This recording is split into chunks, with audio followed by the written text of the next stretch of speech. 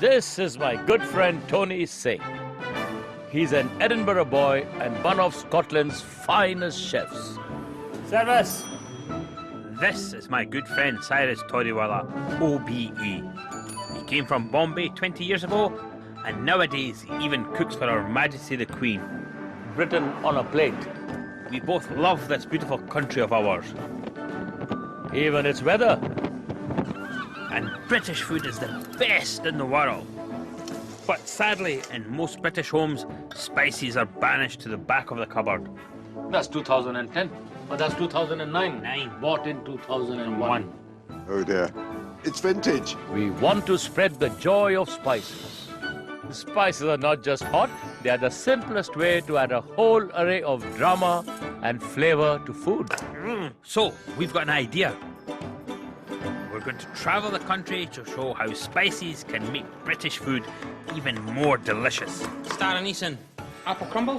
What about fish and chips with spicy batter? We are going to Spice up Britain. I'll have every lick of it, sir. I like it.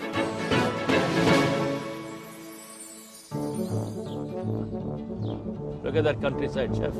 Beautiful. Nature's perfection. This time, Mr. Cardamom and I are off to Somerset to see how the local food can be enhanced with spices. I think everybody's ready for a more bang in their banger. We'll be putting a chili zip into classical cheddar cheese on toast. Using fragrant cardamom to create a spectacular honeycomb and chocolate mousse cake. Superb. It's fabulous. And committing culinary treason by daring to tamper with the great British breakfast. Try it, you'll love it. But first, my love, some good old Somerset cider.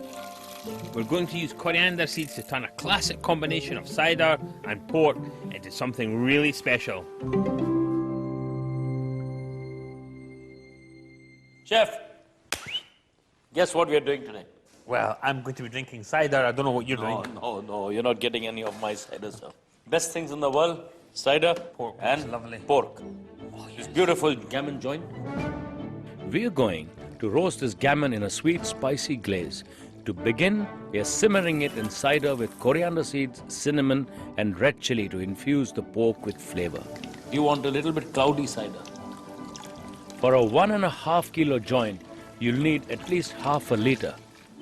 Cider, juice and a liter of cloudy apple juice. Unfiltered, all the flavour. Best. Then More apple? some apple. Okay. About 2 apples will do the job. Here. You know why we need the apple in there as well? Make a lovely sauce afterwards. Ah, to thicken it. Okay. That's right. To thicken it, we You're need a lovely You're sauce. thinking today, it's good. Now for the spices. There. Some red chili. Yes.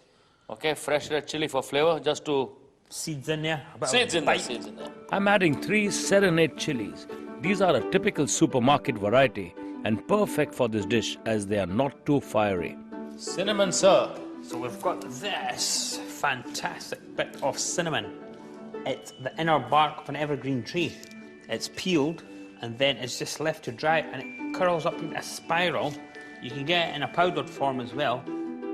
Powdered cinnamon is much stronger and can overpower other flavors. So, for stews and slow-cooked dishes, a stick is best. We're adding 2 sticks to bring out the sweetness of the apple. Magic. Cinnamon and apple, yes. You know this works match made in heaven. Yes. And whole coriander seeds to add a bit of zest. These are the dried fruits of fresh herby coriander and they have a mild lemony flavor. Just smell it now, chef. Oh, lemony. Lemony. Nutty. Nutty. Earthy. It's one of the most delicate spices, so always be a bit generous and crack the seeds open first so that their citrusy oils can ooze out. I'm using a heaped tablespoon of them. There we go. Yes, everything's going in there. To the stove. On full. Yes, sir. Hour and a half. But bring it to the boil and simmer. Then simmer, total simmer. Then you want all the apples and everything to cook together. Okay. Gammon goes really well with sautéed red cabbage, and I like to give it an earthy, nutty quality by mixing in some lightly toasted cumin seeds and a squeeze of lemon. Oh, perfect. Let's put it off, chef. After an hour and a half, the gammon is cooked and infused with spice. Now it's ready to be glazed and roasted. I am going to make a little bit of glaze for you, sir. Heat a ladle of stock, add a tablespoon of sugar and a quarter teaspoon of mild chili powder. As a general rule, the brighter red is less hot. This bright powder gives just a hint of heat and a glorious hue to any sauce. Look at the color we are getting. What an aroma. So we get a lovely glaze when it comes out of the oven. Ah, right. Let's go, sir. The sugar will make it nice and sticky. Pop it in the oven at 200 degrees for 15 minutes until golden brown. This we will cook down and we'll get a lovely gravy because we don't believe in Waste. and that is good stuff. Look at that. Beautiful. Chef, Turn look it at around. that gammon. Sumptuous. Stunning. Serve it with a spoonful of the spiced red cabbage, a good dollop of mashed potato, laced with a pinch of any mild green chili, all drenched in gravy from the gammon juices. Oh, chef. I've been waiting for this. You got a sweet, sharp, hot glaze. Taste the coriander and that. The cider's bringing that all together. The stickiness in with the sugar. That's awesome.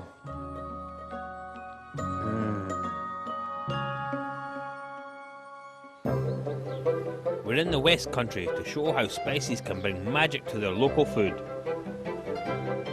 Mulled cider is an ancient English tradition.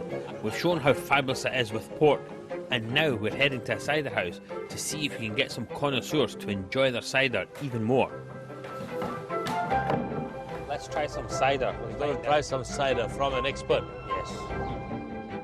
People flock to Roger Wilkins' cider barn to enjoy the cider he makes from his own orchards.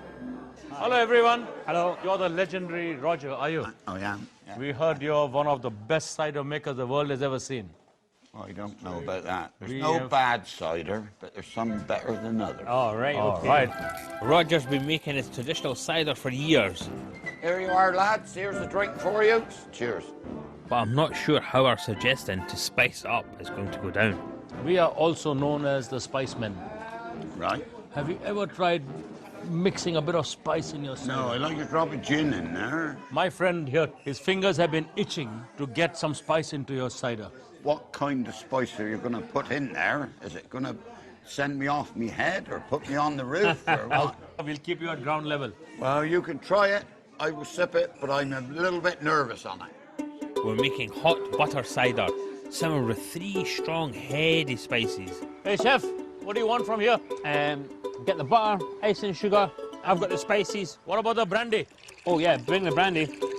Warming up the cider is key because a soak in the hot liquid is one of the best ways to extract flavour from the spices. Enough. Gotta take some home with us. Chuck in 4 cinnamon sticks. We love the vanilla idea, Okay. They're full of sweet aromatic oils which will disperse into the cider. 4 vanilla pods for sweetness and a handful of cloves to add a kick. Okay, chef. Yeah. Ice and sugar in there. To make the cider creamy, we're adding a 50-50 blend of butter and sugar with a teaspoon of ground nutmeg.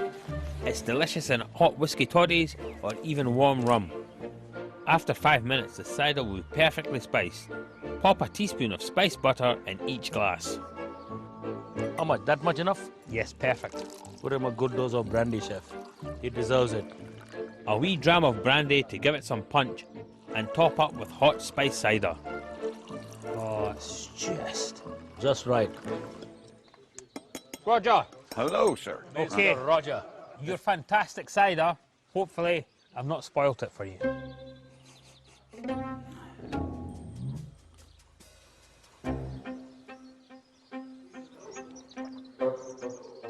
No, a little bit better than I expected. That's a good sign. There's a fair bit of spice in it. It's a little bit warm. Yep. Um, Good for you. Good on a cold, frosty morning. Just Well, the for job. breakfast, yes, it does just the warm. trick. The more I drink, the better it is getting. If the master liked it, I bet think they will drink it as well. You can hand it out. I'll hand it out, but let's see how everyone thinks. Yep. What do you think? Not bad. Oh, not bad. Oh, I do like it, yes. I'll give you 9.5. Chef, Outstanding, that's everybody. That's fantastic. Next, Mr. Singh and I are heading deep into Somerset to get our hands on its most famous culinary treasure. Stunning. Feast your eyes, chef. Feast your eyes. Our nation's favourite cheese was born here in Cheddar Gorge. The gorge is gorgeous, isn't The it? gorge is gorgeous, but the cheese. It's the super cheese that we come here to taste. Local dairy farmers first rolled their wheels of cheese into these caves almost 800 years ago. The cool, dark conditions kept it from spoiling and improved its flavor. Local cheddar maker John Spencer is keeping this fabulous British tradition alive today. Why go through so much trouble to put them inside a cave in a cage? You've got virtually 100% humidity all the time. Is that important? It's really important for the cheese because the cheese is drying out as it's maturing. Okay. So we might appreciate this. Can we get a taste of this? Absolutely. Wow. Super. And that texture just melted in your mouth. Honestly, I could eat a kilo of that stuff. How much would we pay for that amazing cheese? That one would cost you £500. But worth every penny. In Britain, we produce some of the best cheeses in the world. And for me, a good slice of cheese on toast is one of life's simple pleasures. But with a little hint of green chilli, it becomes really exceptional.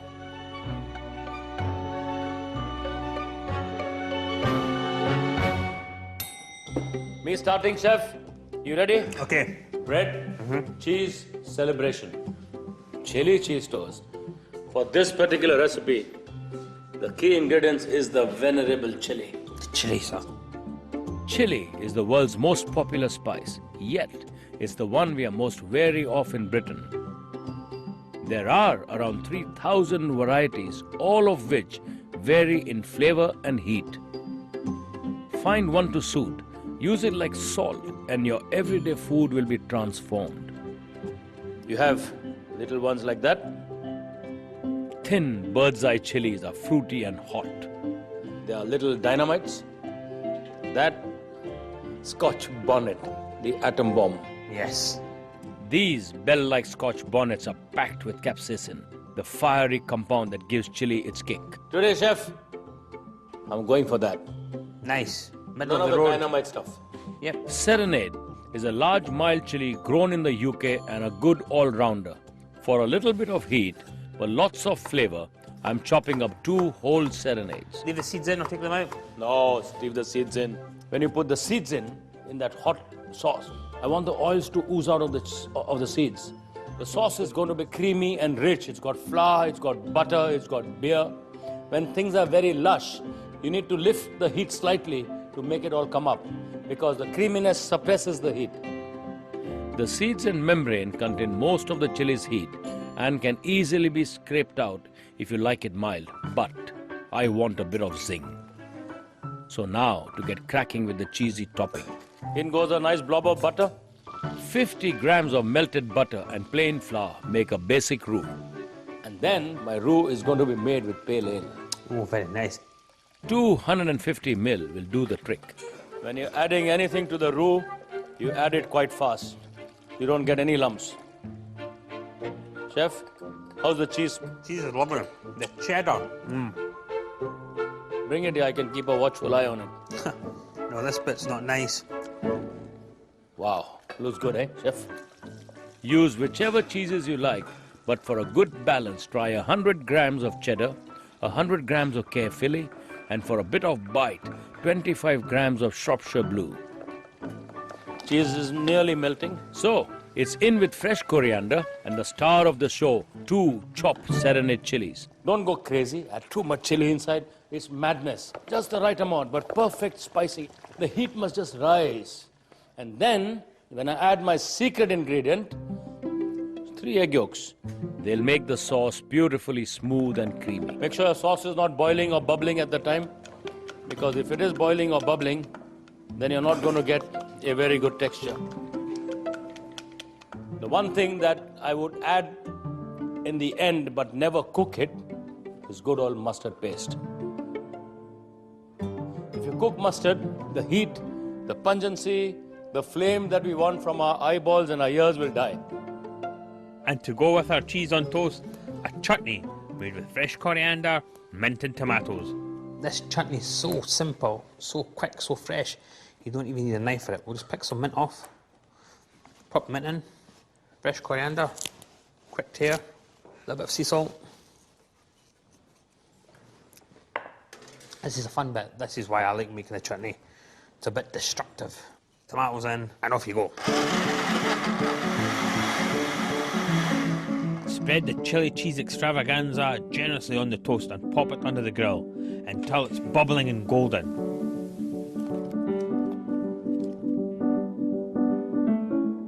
Then all it needs is a dollop of chutney. Try that, chef. I'll have that piece, sir. Thank you very I like much. the middle bit. Lovely. Very good. My midnight snack has been transformed. You're getting the cheeses, lovely. You're getting the mustard, the back palate, and you're getting the chili on the side. That is the best cheese on toast I've tasted. That's fabulous. It's what do we call? Gorge. Just Gorgeous. gorgeous.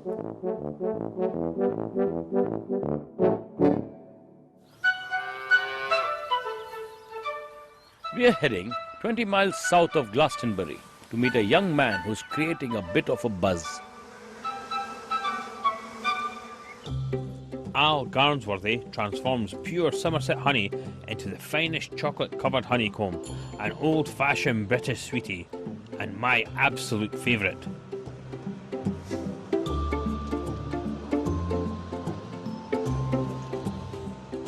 I want to enhance its honeyed deliciousness, and I know just the spice. Alistair, have you ever tried adding spice to your honeycomb? I haven't, but I think with your help, I'd love to give it a go. Okay, to the honeycomb mobile. In Britain, we traditionally use aniseed and ginger in sweet making. We are the largest importer of ginger in Europe. But there's one spice British confectioners have yet to discover: cardamom. It's going to bring the taste of Al's honeycomb alive. It's all yours, Tony. Okay, thank you. To make honeycomb, a super sweet mixture of 1/3 honey, 1/3 glucose syrup, 1/3 sugar is heated to 300 degrees until it becomes bubbling caramel. That is at a very, very high temperature. And you do not want to get your fingers anywhere near that. Takes me back to being a kid. Coming. Yeah, because in Scotland it's very, very popular and it's called puff candy because it puffs up. Yeah, so Puff Daddy makes puff candy. Next, we're mixing 4 teaspoons of ground cardamom with 8 teaspoons of baking soda and adding it to the hot caramel. Go for it. Now stir. Stir, stir, stir, stir, stir. Get those muscles working. Oh, can you smell that? Look at it coming up. Fantastic. You got a new creation there, sir. Just like a cake left to rise, the baking soda creates trillions of bubbles perfumed with cardamom. Very unique colour as well. Oh, you can smell that. Yes, it's a unique color because of the cardamom as well in it. Absolutely. So it's fantastic. I'm very excited. I'm very excited. Are you happy? I'm very happy. Perfect. As my spice candy cools, it shrinks and solidifies. Time to see what Al thinks. Wow.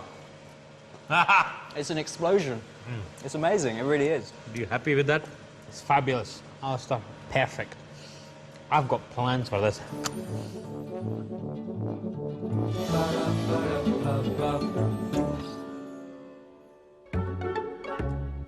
I'm going to use cardamom to turn a really simple chocolate mousse into a dramatic cake crowned with our spiced honeycomb.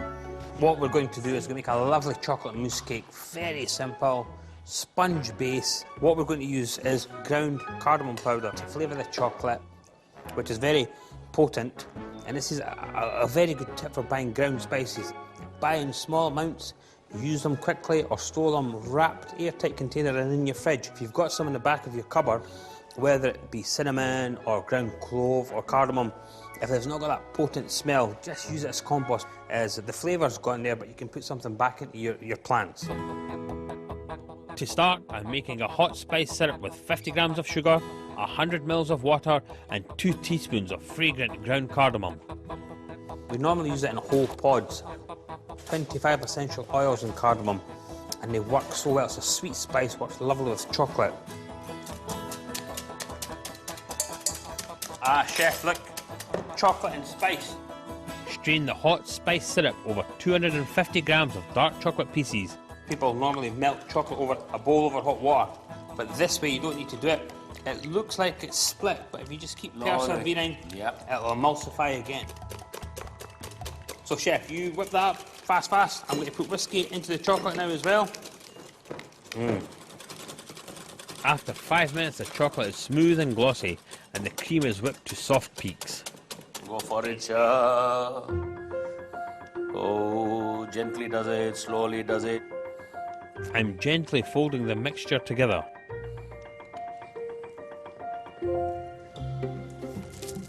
We've made a basic chocolate sponge with equal measures of butter, sugar and flour. All it needs now is a dash of whiskey, then pop it into a tin to form the base of the chocolate mousse cake. Okay, so are we putting it in there, sir? Yes, please. There you go. Thank you.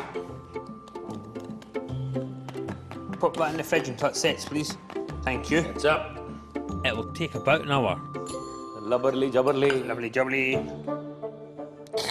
Oh, look at that. Perfect. But we need to gild the lily now. Absolutely. I love it. That gold dust. It works perfectly. And it smells good. If you don't have time to make the honeycomb, give it a magical dusting of icing sugar and ground cardamom. Shall I go for it, sir? Yes. Wow. Beautiful.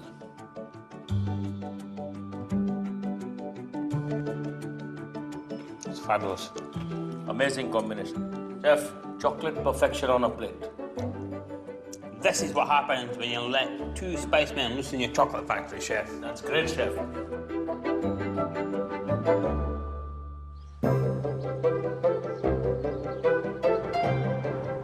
4 miles south of Cheddar lies Wedmore, in the heart of the Somerset levels. We are here to meet one of the country's most passionate sausage makers. Butcher Jim Baker has been making bangers for over 20 years from his herd of Gloucester Old Spots, which he feeds a diet of Somerset apples. Hello. Hi. Ah, Big Jim. We are here to make some sausages with you, sir. Okay, looking forward to it. This is it. Fantastic. So here we have our own Gloucester Old Spot from our own farm. Yes, sir. I've got a spice blend that really put a bang in the bangers we're making, but it can easily be used in burgers or meatballs. But we add a bit of punch there with some chilli, some nutmeg, garlic, ginger, put some dill in there.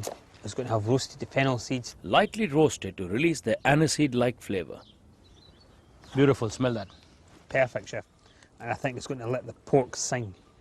And a tiny touch of turmeric there, so it's going to look fantastic and it's going to taste fantastic. Some black pepper, a little sea salt, and it's done.